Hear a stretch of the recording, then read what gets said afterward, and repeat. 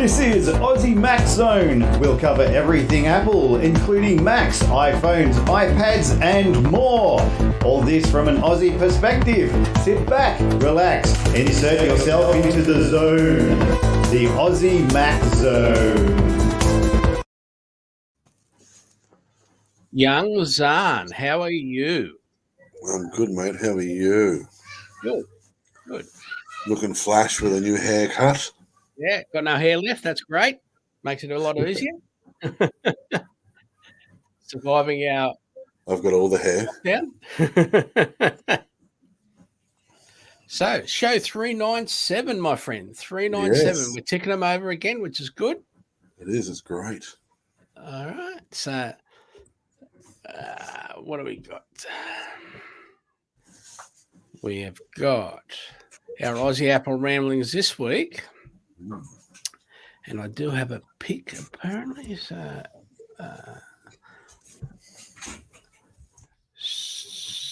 here, no, sorry, everyone. There we go. Put that back up. There we go. So this coming week also marks the 30th anniversary of the original PowerBook. Thursday is the 30th anniversary of the introduction of the original PowerBook. The first PowerBook, 9 to 5 Mac reports, in October of 1991, Apple revolutionized computing with what was really the first modern laptop computer.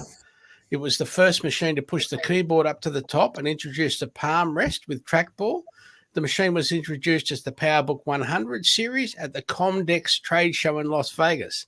In fact, there's even a recording of the introduction that you can watch from the link in the show notes.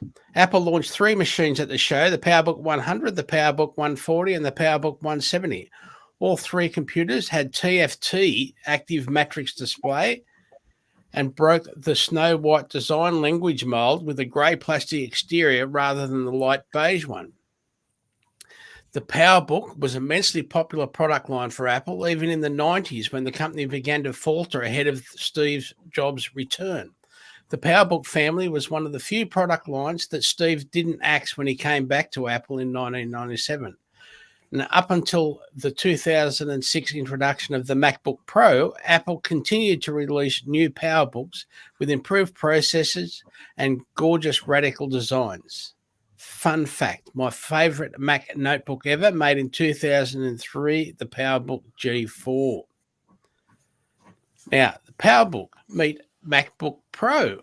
Apple discontinued the PowerBook family in 2006 when they began to transition to Intel processors. The first MacBook Pro looked almost identical to the PowerBook G4, aside from the built-in iSight camera and revised port selection. And there's a lot more in our show notes. Awesome.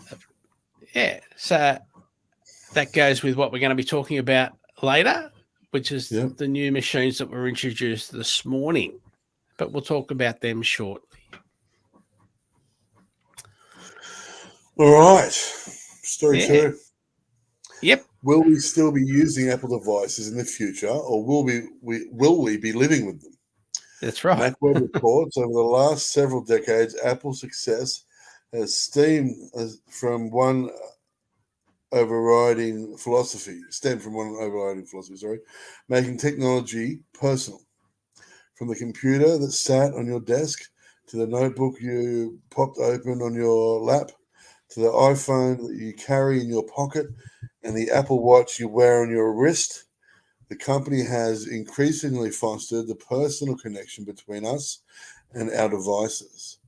But more recently, the personal connection has also carried with it a degree of interplay. The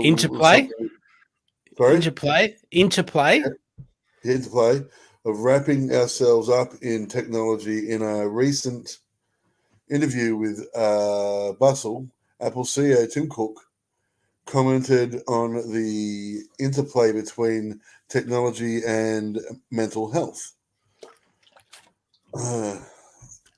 the prioritization does sometimes seem at odds with the very nature of the iPhone, iPad, and Mac. These windows into a world that is at times disconnected from our own, even as it connects to with other people. But perhaps it hints that the next evolutionary step of Apple is to find a way to integrate our technology into the world around us. More story in our show notes. Absolutely. Awesome. Absolutely. Story 3. Google is now focused on making its iPhone and iPad apps feel more native to iOS. 9 to 5 Google reports Google applications on iOS have long been criticized for not feeling native to the platform. Earlier this year, the company's designers reviewed their approach for developing iOS apps and opted for a change. Google apps on iOS have long looked and functioned near identical to their Android counterparts.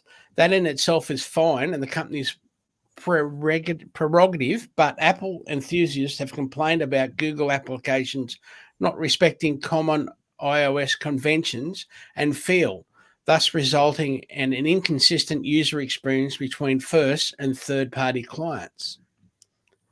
Behind the scenes, this was due to the company's belief in sharing UI components across Google, in building their own libraries. Another focus was filling apps in UIKit, Apple's framework for building apps. This is according to the staff engineering lead for Google Design on Apple platforms, Jeff Vercohen, in a Twitter thread earlier this week. All that work was eventually open sourced as material components for iOS MDC to allow any third-party developer to adopt the same UI elements used by Google's iPhone and iPad apps, like floating action buttons, chips, and snack bars. But as we continued on the pursuit of cross-platform pixel parity, our iOS components were slowly drifting further and further from the Apple platform fundamentals, because those phenomena were also evolving year over year. In response, Google at the start of 2021 began a deep evaluation of what it means to build hallmark Google experience on Apple platforms and asked, does a switch really need to be built in custom alignment with the generic design system, or might it be sufficient to simply use the system solution and move on?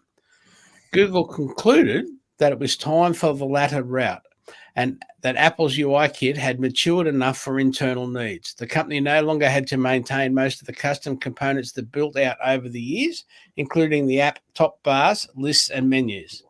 Instead, it will adopt standard controls and apply light branded touches to maintain the Google look on iOS. Some custom components are still needed and they will now benefit from more attention and focus. It remains to be seen how much or even if Google's iPhone apps will diverge from the Android versions. But hopefully they'll bring things up to date faster. Android versions. But hopefully they'll. Sorry. That's all right. So we know the volume's going up. I was just trying to check it on Facebook and everything like that. Yeah. So.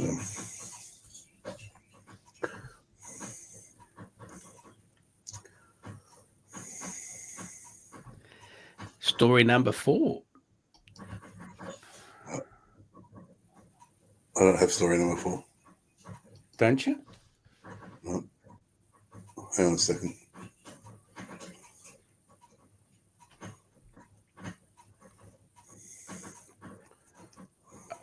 I'll do it. Tech giants expand. Yeah. Sorry. All right. No, I don't have it. Tech giants expand Australian misinformation measures a week after government criticism.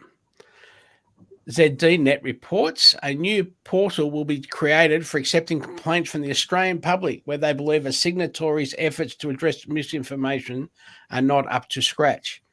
The Australian industry group advocating for tech giants, including Facebook, Google, TikTok, and Twitter, has expanded its voluntary code for addressing misinformation online after Australian and US governments made fresh calls last week for tougher social media regulation. The group, Digital Industry Group, Inc., said the expansion entails creating a new independent committee to police the voluntary code for misinformation and disinformation. These independent members will work with signatories through an administration subcommittee to oversee the various actions taken by signatories to meet their obligations under the code, Digi said. The updated voluntary code will also see Digi create a new complaints portal. The new portal will accept complaints from the Australian public where they believe a signatory has breached the code's commitments. Signatories of the voluntary code are Apple, Adobe, Facebook, Google, Microsoft, Redbubble, TikTok, and Twitter. Digi created the code in February, which consists of signatories committing to releasing an annual transparency report about their efforts to address disinformation and misinformation and providing a way for users to report content with disinformation and misinformation. The code also calls for signatories to be cognizant of the Universal Declaration of Human Rights when developing proportionate responses to disinformation and misinformation. Australian Communications and Media Authority Chair Nerida O'Loughlin said in a statement that the updated voluntary code mechanisms were an important step in reducing online misinformation and disinformation. O'Loughlin did note, however, that she was still concerned about the voluntary and opt-in nature of the code. We will be watching how this works in practice and whether expanding the committee's remit will be necessary, she said. More in the show notes, of course. So I just reloaded it, and I reset it and brought it back up. I've got story 5, but there's nothing, just says pictures. Yeah, and then underneath that? It says October 19th event. Yeah, keep going. But then it goes on to all new Apple Biden. Music plan. No, it goes on to a story about Biden. Don't know what that is. So, okay. Anyway, so we've both watched the Apple event from today. We did. Yep. So we'll just go through that. Yep. Yeah. So there's an all start or you want... Well, there's an all new Apple Music plan. There is, and it's pretty cheap too. So it was $4.99 US. Yeah, which is hang on, I'll bring it right up here now. It's there. I think it's $5.99 Australian. I think it is. Yep. And I think this has got to do with your home mini, or your that sort of thing, where you can play music just by saying, hey, you play this. Yep.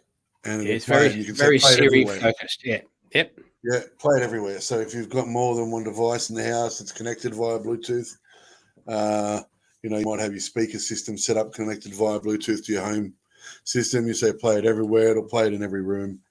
No, so it's only the Apple HomePods. Yep. That will play. I'm pretty sure it's only Apple HomePods that will play everywhere when you're telling it what to do. You can be on your, for example, you could be on your iPod or your Mac and AirPlay to all your speakers, and it'll play in the whole house. Yeah. But that doesn't. When you're just telling Siri to play, it only plays. You can play play upstairs or downstairs or the whole house or whatever. But they're only AirPods will do that. Yeah.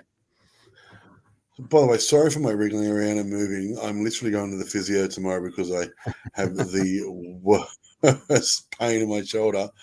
I'm trying to sit so my arm's not like this because I'm in so much pain and I just can't get still. Yeah, no, I can do that.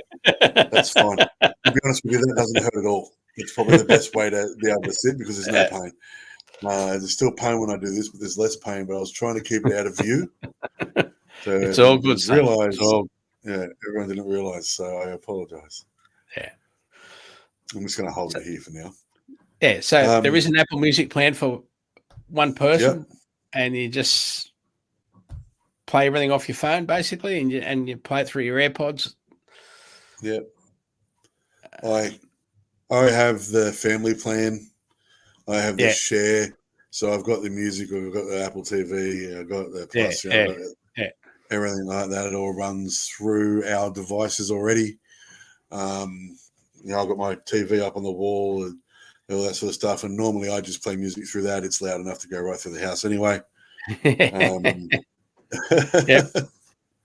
Yep. So, but this is this plan. It's very cheap, especially for the catalog after catalog after catalog worth of music that Apple Music has. 90 million songs. Is that what they said this morning? I can't remember. Something insane like that. Yeah. But I can get obscure artists that I'm into and type it into Apple, and it's now on there. When it first started, some of the more obscure stuff wasn't on there, but now that it's been going for a while, they've seen that putting their music onto Apple is a good idea because it's getting out to everybody. So I'm still getting some of the great stuff. Yeah. Older stuff too. Tim Buckley is on there, which I'm an absolute massive fan of. As a Postcards from LA. It's a great album, and that I used to listen to with my dad, and that's how I got into that album. It's an amazing album, and you can find that on there. Mr. Bungle, which was Mike Patton from Faith No More's first band. Stuff like that you wouldn't expect to find, because they're sort of one-off artists. Bungle's not, but they're a little bit more obscure and sort of risque, and they're on there now, so it's good. Rodriguez, is on there now. It never used to be. It was really hard to find Rodriguez anywhere except for YouTube, and in the last sort of year and a half, it's been put onto Apple Music. So it's good. They also announced heaps and heaps and heaps of new like playlists. Yeah. Where you can just say, play me some relaxing sunshine music, or play me getting ready to snowboard music and that sort of thing, and then it goes through and works out. I use this all the time, actually, especially if I'm at home, and I'm just I'm working from home, and I don't want the TV on because it's too distracting, but I still want something in the background. I'll go through Apple Music on the TV and find a chill list. It might just be, soft rock or chill or whatever. And I put one on today, which was just chosen for me, like that, because they give you a list all the time. I love the list they choose for me. Yep. And they're normally pretty spot on. I think I've only ever got one that wasn't spot on. Yeah. And it was a chill album, and it was just all really nice, soft acoustic. I don't really get into electronic ambience. I like my chill stuff acoustic. Yeah. And they played a fantastic, I think it was like 37 songs of just chilled acoustic stuff from right across the board. Artists. So it was really good. Excellent. And it helped me do my work. So I was able to listen and enjoy a little bit of music that was, soft enough and light enough for me to be able to do my job and still have that little bit of background noise that I was enjoying. So it gives you that little bit of peace of mind when you're doing your work. So So we got 3 new AirPods Mini. Yes. HomePod Mini, AirPod Mini, HomePod Mini, 3 new HomePod Mini. HomePod. Yeah. By the way, can I just 3 say, new colours? Before we go into the colours, the way he said HomePod on the video bothered me so much. Bothered me so much. He kept on going, HomePod, HomePod. And like in my head, it was going om. I'm like, it's a HomePod. It's a HomePod Mini. Yes. Home. There's an H. So But I got past it because they're very, very cool, and the colors are very cool. yes, I can't wait to get an orange one. Put in a black I knew office. you were going to say that. As soon as I seen the orange one, I'm like, Michael's going to get an orange one. In fact, I seen the orange one and thought, I really like the orange one. I like yellow. I know Kellyanne would prefer the yellow because her favorite color is that mustardy yellow. Yeah. But I really like the orange because you've got 3 young kids, you're only allowed to have black. Yeah, because they get dirty really easy. it'll be black. It'll be black later anyway. Yeah. But I'd really So yeah, like the orange one. Yeah, go. Yeah. I'd really like one of these next to the bed. Yeah. You know, that I could set my phone up. I can, you know, do all that sort of stuff. I can listen to, because I fall asleep most nights listening to a podcast. And so I could just charge my phone and then have the HomePod play my podcast for me. Yeah. You know, I can even set my alarm through it. You know, like it can be my alarm. It can be my everything for next to my bed.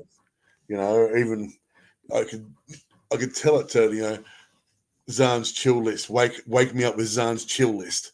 Yeah. You know, so instead of the beep, beep, beep, beep, I get woken up by beautiful acoustic music. That's right. Which That's I'm right. sure So yeah, the new colours: orange, yellow, and blue. Blue. Yeah. Along with the original white and space grey. I mean, black and space grey. White. Yeah. So yeah, and they're still $149. Yep. Yeah. Then we got something very new. Yes, we did. Airpods 3. So these are replacing the original AirPods. That's right. You can still get Gen 2 AirPods. They are still available. Yes. Gen they are 1 a little bit cheaper. Not. No. Yes, they are a little bit cheaper. They're $129 US. US, but I think they're about $30 cheaper than these in Australia. I think they're $30 or $40 cheaper than these in Australia, which I'll get to our price in a sec. But so these are AirPods 3. Yep. They've got a new low distortion driver. Yep. We've got adaptive equalization. You got 6 hours listening time and 4 full charges in the case. 6 hours listening time. What about, you can charge them for 5 minutes and get an hour's listening out of them? Yeah. Like, and gone is the, you know, connect, you know, to your phone cable. Lightning, you can use it. Lightning, you can get a magnetic charger, which is absolutely brilliant. And they've changed their shape a little bit too. The case, they're closer to the AirPods Pro, but without the silicon tip. The little, they've got the same. Yeah. And they're Australian $279. You can order them today and take delivery next week. Wait, 279? I thought they were only 175 US. 279 Australian. Shoosh. Were they 199 or something like that US? Yeah. I can't remember now because I delete that and put the Australian dollars once the shop tells me to. Once I look in the store. Yeah. From 179. Oh, wait, you see later on. All right. It's about right, but yeah. Yeah, wow. What about the Maxes? How much are the Maxes Australian? Oh, I don't know. I haven't got it in front of me. It was $549 US. Yeah, so they're about $900 Australian off the top of my head. Jesus.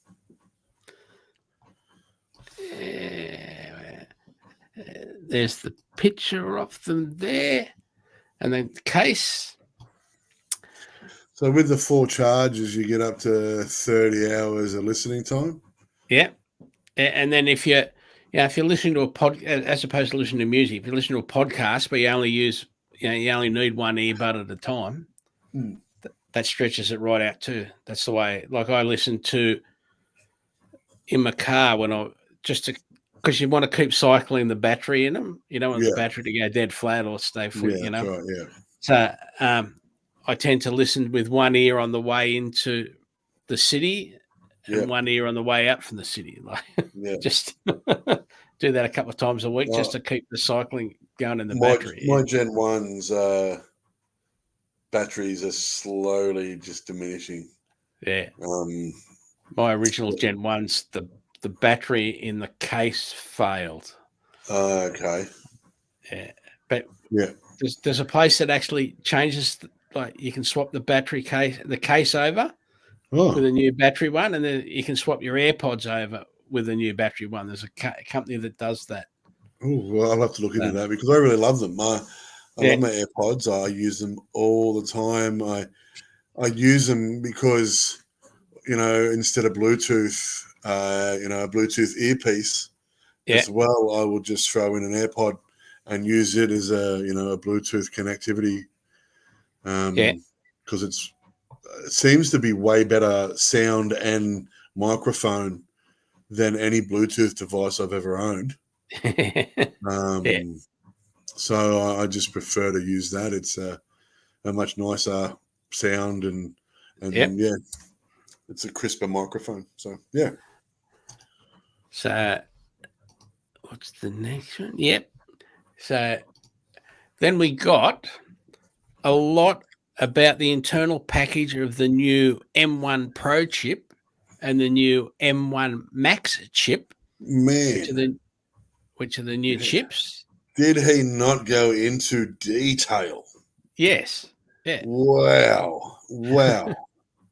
I was absolutely blown away by the detail they went into to explain why the Pro and the Max were, the next gen and bigger and better than the one itself. And even though that the M1 chip is absolutely phenomenal in its own right, the Pro and the Max were just staggering, with the charts and everything like that they had, for your standard PC and everything like that, which we'll go into obviously in a minute. And how much it's using heaps and heaps of power in your CPU, but as soon as you unplug the charger from your PC laptop, how fast it winds down the power for your GPU and your CPU. Yeah. And basically that's not applicable for Apple's new chips. No. So then we had the announcement, that was easy 10 or 12 minutes explaining about the new chips, which are the M1. They didn't do the M1X or the M1S or anything like that. You got the M1 Pro and then the M1 Max. Yeah. So then there was the announcement about what these chips are actually powering. And we got a new, that one. We got a 14-inch and a 16-inch MacBook Pro. So now, before we talk about these, I just want to say a little bit more about the chip. Yeah, because 400 megs a second on the Max is just phenomenal. Yeah, like the power and to show them up against the PC and to show them that they're using 70% less power. Yeah, than your standard PC laptop or sort of thing. That they really went to great lengths to make sure that the power the power input and everything like that really was better for the environment. To say less, because you're not draining fossil fuels out of your wall all the time. It's using 70% less power. This means that this chip not only outperforms your Intel or whatever you want to your dual core, your quad core processor. They're talking about i7s and i9s today. It's also doing it with 70% less power. You know? And they also this time in the fine print on the slide. So if you watch the show, Yep. And they're talking about power for this, for a laptop, etc. Because they compared two different Intel laptops.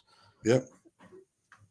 Down the bottom of the right-hand corner in fine print, which you Yep. got to stop it and blow the screen up to read it. Yep. It actually specifies what computers they are showing you, which they haven't actually done before. They haven't, they've just said an Intel PC, whereas now they specified the model numbers, so they don't get any. Basically, I think so they don't get any kickback. Yeah. From people saying, it wasn't ours, it was theirs, or whatever. Yeah. Sorry, continue. No, that's right. Yeah. So with these new MacBook Pros, the 14-inch and a 16-inch, we've got a few things come back.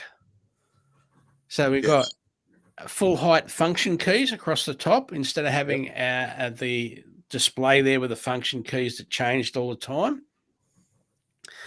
Ports are back. Yes. And it's basically they were very proud to say Apple's been listening. Yes. So on the right side, we've got the HDMI port. We've got a Thunderbolt 4/USB-C port. And an SD card port is back. Yeah. Pardon me.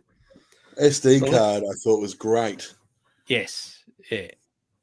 Right. Because, And these are for professionals that use, do lots of photo work or lots of exactly.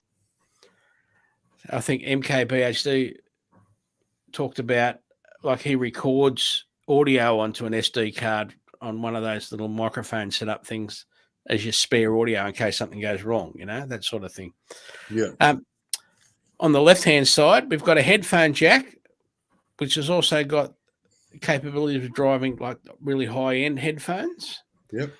It's got two Thunderbolt 4/USB-C ports and MagSafe 3. So similar to the last gen MacBook Airs and MacBook Pros is the magnetic charger that goes on the side. Yeah. So that's excellent.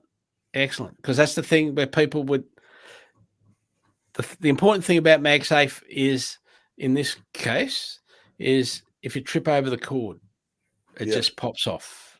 Pops straight off. Yep. So you never ever break a cord and well, not never ever, because when you're talking to me, I can break anything, but it's harder to break. Yes. Yeah. So the 14-inch system. Sorry. Oh yeah. Sorry. Yeah. No. I'll get to that. Yeah.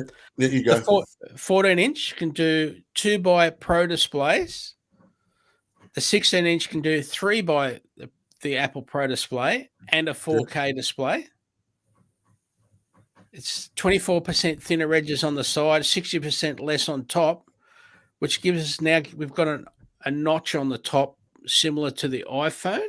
Yes. Yeah. But the menu's at the top, that either side of the notch. So the menu's always there. Yep. Which is a really good way of doing it. It's a very clever way of doing it. There's 1.8 million more pixels on the 16-inch. It's got ProMotion display, 1 billion colors, liquid retina XDR display, mini LED backlight, the same as the iPad Pro. Is it 1,000,000 more resolution? Yeah. Yeah. 1,000 nits of sustained brightness, 1,600 nits full brightness, and a 1,000,000 to 1 contrast. Contrast, that's what it was. Yeah. 1080p camera now for the webcam, 1080p instead of 720. Yep. It's got wider aperture, a bigger lens, computational video, and now the audio. Yeah, the audio. So the audio, they've upgraded the speaker system. Yeah. So your tweeters. 6 speakers, 2 tweeters. Yep. So you got your 2 tweeters that are sit sort of in the center to the center of the laptop on the right and left side. Yeah. They're not only are they bigger, but they've got a more sharper sound. Then you come down to the bottom of where your mouse is on either side. Yeah. And you've got your bass speakers there. They're also bigger, and they got a really flexible thing, so that you're getting that that sound quality as well. Yeah. Spatial audio as well now. Spatial audio, that's what the word was. Thank you, Michael. Yeah. That's what I was looking for. The spatial audio. And there's 2 of those on either side. So, yeah, they really pump out that sound. So I know when Kellyanne and I first got together, we didn't have a television or an aerial, for that matter, in the first house we lived in. And we used to watch DVDs on her laptop. So we'd go in, and sit down in our lounge room and put the laptop on the coffee table. It was only for a few weeks until we, were able to afford to go and buy a TV. But yeah, we went and did that, and the sound quality on those were always great. They're always good. So the fact that they've upgraded them with their spatial, it's even better than the previous one, which a lot of people liked anyway. Even the microphone, they've updated the microphones as well. That's right. There's 4 microphones. Yeah. To pick up the even better sound and natural sound, especially if you're recording. They were, gave that the image in the video of somebody just, with an acoustic guitar playing over the microphones, and it picking up every little, sort of tap and sound while they're playing, which is just phenomenal, especially, considering that you're playing over the top of a laptop and you're not plugged in, which, even playing like acoustic, you used to have to mic right up and sit close to the microphones and make sure, that you have a pickup.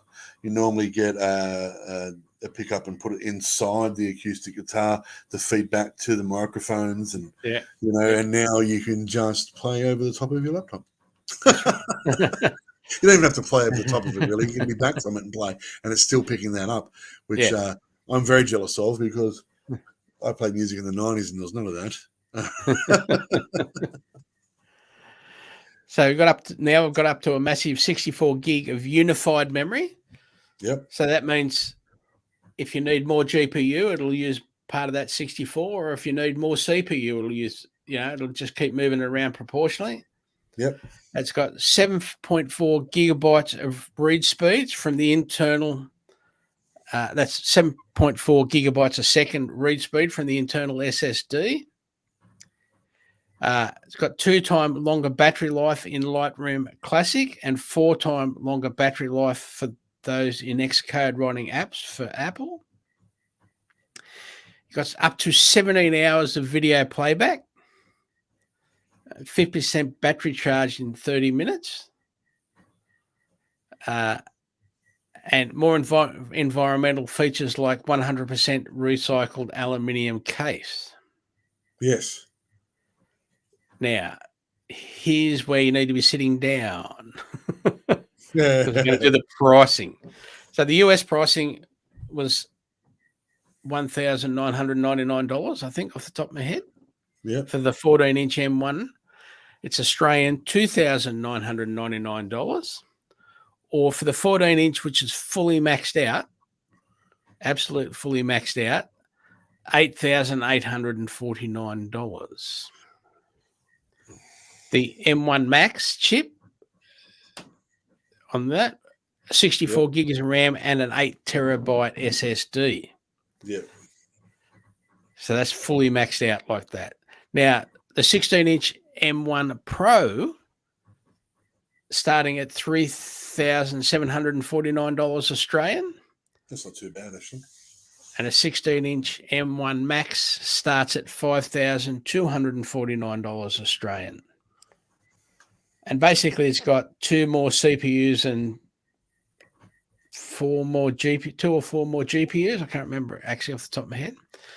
But a 16-inch fully maxed out. Again, the M1 Max chip, 64 gig of RAM, 8 terabyte SSD, $9,149. They're available in silver and space grey. And yes, I'm quite happy to have one for Christmas. Thank you, Zarn. Awesome. If you get me one, I'll get you one. Okay. Order today for the 25th of October delivery. But I don't know how many you're going to get. And something else I can say is, well, I was like, as soon as the event was over, Yeah. And I went in like 2 minutes after the event finished, the Apple Yeah. Store came back up, Yeah. and you could click on Mac, you could click on MacBook Pro, but when you Yeah. try to get into the specs or whatever, it was super slow. So it was just obviously getting hammered. So a lot of people were on there. What laptop were you using? So yeah, so on the now there is a link to the Apple News Aussie Mac Zone article, of course. Yep. We did a rundown. It's got more photos. And also, what did you think about the right at the beginning, the way they did the music at the beginning with the I'm glad you brought that up. using the tones, like all the various tones when you turn your Mac on? Yeah. I'm really glad you brought that up, because remember, we were going to do a new intro. Yeah. And I really wanted the sound from the first, turning on that Mac. I really wanted that sound. Yeah.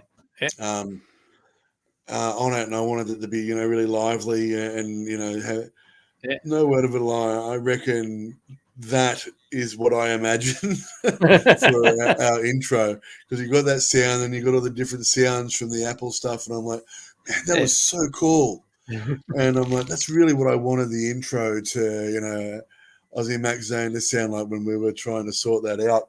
Unfortunately, my friend Tim lost all his sound equipment in a fire, so he was unable to finish. Yeah. But like we had like we all appreciate that click sound when you close your AirPods case. Yes. So he was using that as a sound, as in the sound. Yeah. The clicking from the original iPod. Yeah. We had a click wheel on it where you rotated around and go click, click, click, click, click, click. Yeah. They were sounds that were in it. There's lots of Apple sounds when you get shown like that. I thought that was really cool. And thanks to the boys, Timmy is saying hello, and beauty. And Glenn from Blue Ocean Web Hosting, which is our primary overseer. Yeah. Hey, Timmy, thanks for watching, bro. Yeah. So, yeah. So there we go. Anything else you want to bring up? No, that's it. Actually, a little bit of light entertainment. BritBox is now available on Apple TV Plus. Okay. And it works. I tried downloading it about 6 months ago. I got it to download, but it just would not function. But I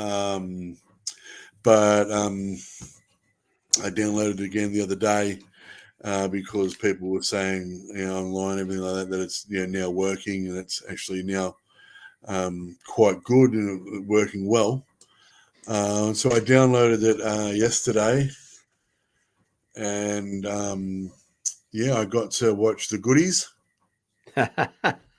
Goody, yum, yum. Yeah, I watched a couple of episodes of the goodies. I watched a couple of episodes of Bottom.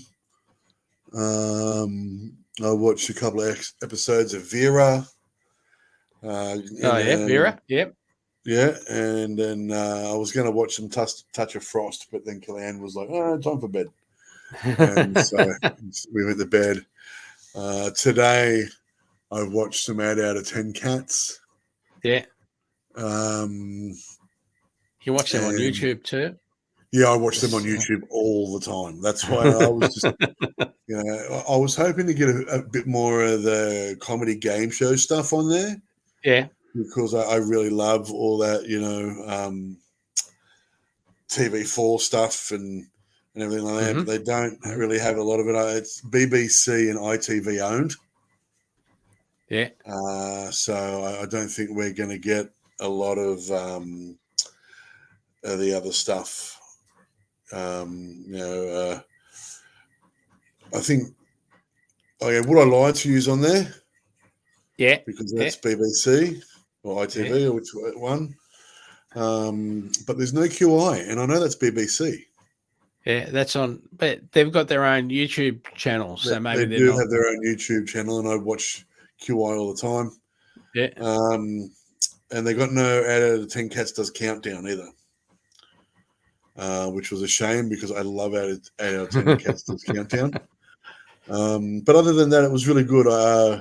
Only Fools and Horses, all the crime drama you could want. Yeah. Saved the best for last, but they have Doctor Who from 1 right through to 13. Yeah. All of it. All of the Doctor. All the Doctor. Doctor's definitely in the house, Michael. I guess you won't be watching it, but. Oh, definitely. It's not my thing. And then I definitely don't have Duna covers with the TARDIS on it or anything like that. Because I'm a grown man. What do you make her wear that suit then? The Dalek, because I like salt and pepper. Exterminate. She will. No. Yes. So, yeah, my wife and I have been enjoying The Flight Attendant. Yep. Just as one thing. Amazingly, it's rated as a comedy. I don't still quite like. It's very serious. Yeah. But it's rated as a comedy. So, and it's got some language in it. So I wouldn't. Yeah. Let your kids watch it, probably. Yeah, fair enough. Yeah. So anyway, plus I've been watching like the old shows of the Saint on YouTube. Oh yeah, enjoying those as well. Yeah, I've been watching Ulysses 31, the original He-Man, and the original Dungeons and Dragons cartoon on YouTube. Thanks to Timmy, actually. Yeah. Timmy got me on to these channels with the old school cartoons and that on there. And so I've been watching, lots of Ulysses 31 and that sort of Excellent. thing. Excellent. I don't know if there's many people out there that know what Ulysses 31 is, but it was a fantastic cartoon from the in the future in the 80s, and it was set in the year 2005. Hey, Jody. Yep. And which makes me laugh now because there were spaceships and we're on other planets and everything like that in the year 2005 back then. Little did they know. We're destined to be governed by wankers. No, I'm sorry. I didn't know